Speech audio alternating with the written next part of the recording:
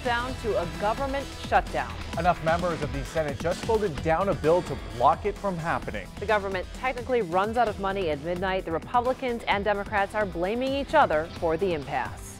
And one of the biggest hits could potentially be to our active service members who will continue working without pay if that vote isn't passed. Action News reporter Brian Abel spoke to some of them here in Michigan. Brian, what are they saying tonight? Well, they are saying that save for a last-second Hail Mary by Congress, they are getting ready to weather a storm and hope that lawmakers can bridge their differences on DACA over the weekend, or they won't have their paychecks to provide for their families. It pretty much affects you right away. Brian Shipman and his fellow Michigan National Guardsman brother Brett are waiting to see if come Monday they'll get paid for their work. I'll report Monday morning whether the government shuts down or not. And essentially, if the government does shut down Monday, I'll be at work and essentially be working for free technically.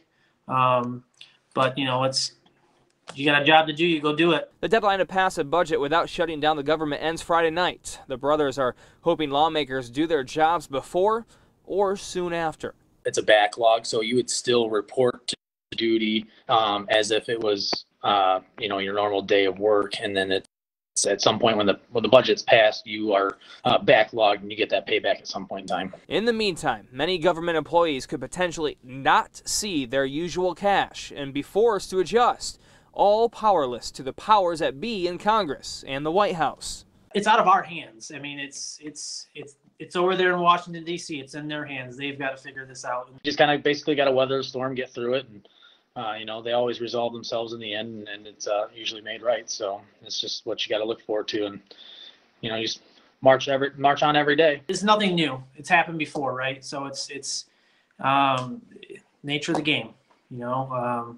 It's happened in a bunch of other administrations, so you can't really point your finger at one or the other. It's nature of the beast.